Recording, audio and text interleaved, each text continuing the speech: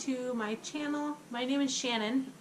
Today I'm going to share with you my homeschool curriculum for my 4th grader for this year. I will link a video up here of the reasons why we changed curriculum. I have several videos telling that we're using My Father's World and that we enjoy it, and I did enjoy My Father's World up until this year and then decided that we needed to make a change. So I will show you what we're using this year and let you know how it's going. For math, my 4th grader is using Math Lessons for a Living Education. He's doing level 2 right now.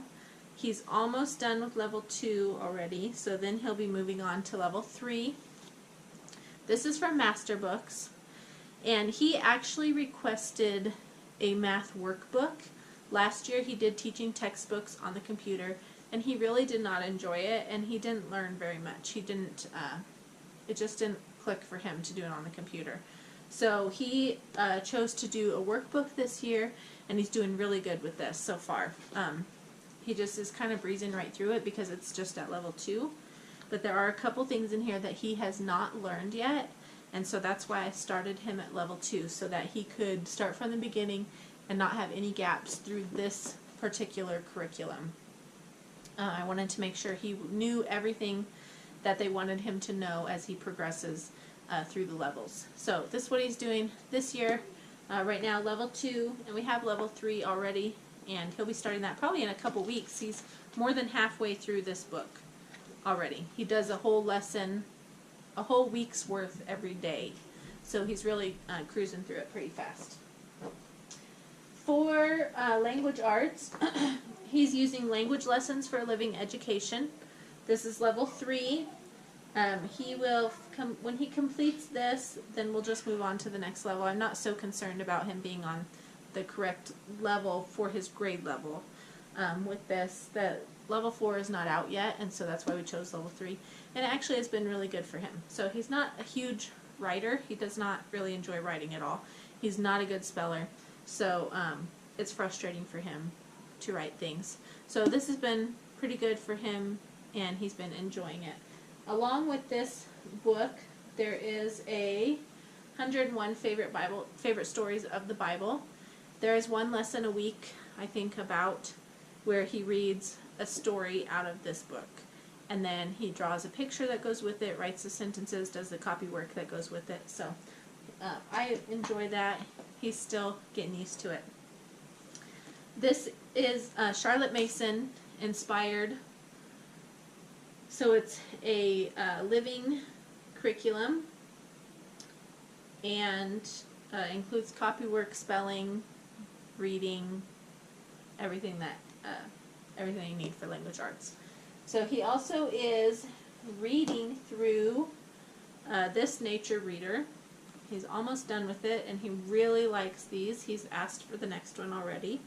So he reads a chapter every day. I've been trying to get him to read a little bit more, but he's not a huge reader yet. So he just reads one chapter a day out of this book.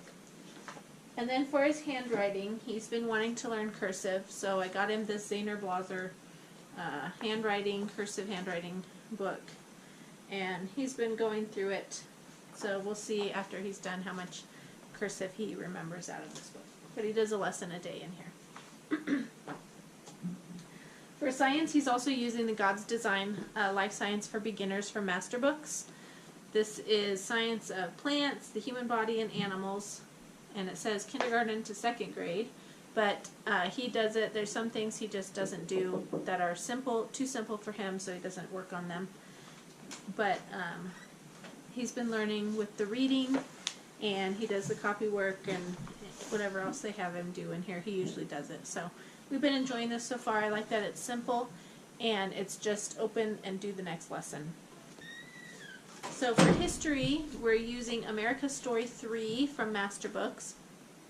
We started out, this is for 3rd to 6th grade, and I started out using the teacher's guide, which includes worksheets and notebooking pages and questions and writing and all sorts of stuff for them to do with each lesson in this book. This is the textbook, and the other one was all the worksheets. But the worksheets were too much, and he wasn't enjoying them. So I decided to just get rid of those, and what we've been doing is a notebooking page about the chapter that we read. So he just picks something he wants to draw a picture of, and he will draw a picture of it and then write a sentence out of his out of the book or just out of his head about what he remembers. That's what we've been doing with that. I also have been reading this is a letter to Mrs Roosevelt, just chapter books. This is the first one. We haven't made it super far in here. Chapter books that go along with our time period in history to supplement reading that book so they don't get tired of it. But so far it's been working well, and we're enjoying it, and I just go to the next lesson, and then it gives me an idea and a timeline of what we should be learning about in our time period of history, and then I can add the chapter books in there. So I believe, oh, he also has the coloring books that my 4th grader and my kindergartner are using, all these coloring books, and he colors in those whenever we get them out for science. So I think that is it. I hope you enjoyed watching, and if you have any questions or comments, please leave them below, and I will talk to you soon. Thanks. Bye.